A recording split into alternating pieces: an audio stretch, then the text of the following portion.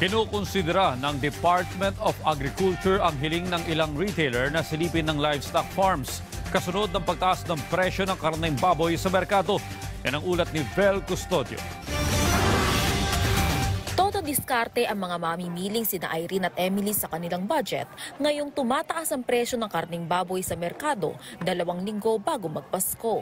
Sobrang tipid po, nagbabawa sa ibang budget. Ang panawagan po natin, sana ma-action ng mga kaupo sa gobyerno. Marami akong maghanda noon. Ngayon, yung ordinary na lang namin pagkain sa araw-araw, ganun na lang yung ginagawa ko. Hindi na ako naghahanda talaga. Kung ano na lang yung kaya at kung ano na lang yung gusto ng mga bata, yun na lang. May isang pasta ka, may isang putahe ka, yun na lang. Pero dati may prutas pa, may ano. Ngayon wala na. Pagkakasyahin po kung ano yung kaya sa budget. Halimbawa, 5 yung pamilya, kalahating baboy, kalahating manok, ganon. 350 pesos ang kilo ng kasim at pige, habang 390 naman sa liempo. Mas mataas ito kumpara sa itinatag na maximum suggested retail price ng Department of Agriculture.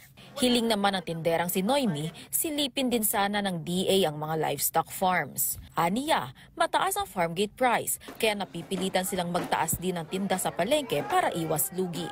Dating ang baboy mo isang buo ang itinitinda mo, ngayon kalahating 1/4 na lang Kayo pumunta sa piggery para anuhan ninyo yung piggery. Pigilin nyo sa pagtaas. Tumugon naman ang DA sa hiling ng retailers. Isa sa titingnan kasi nagkaroon na ng consultation dati. Nagka-agree na yung producer sa si Sekico na para doon sa farm gate price nga ng live weight na baboy.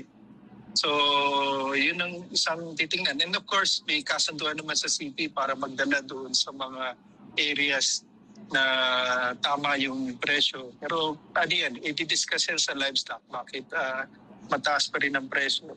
Bagamat meron na mga ganitong kasunduan. Tiniyak din ng ahensya na sapat ang supply na frozen pork sa mga cold storage facilities sa demand ngayong holiday season.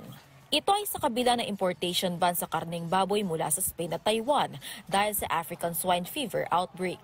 Kinumpirma din ng kagawaran na PPR-free ang Pilipinas matapos ang napaulat na Pes des Petits Ruminants o PPR na kumakalat sa mga kambing at tupa sa Vietnam. Bagamat hindi ito nakakahawa sa tao, patuloy pa rin ang pagpapatibay ng biosecurity sa mga farm, isolation ng luma at bagong dating na hayop at disinfection sa mga kagamitan. Vel Custodio para sa Pambansang TV sa Bagong Pilipinas.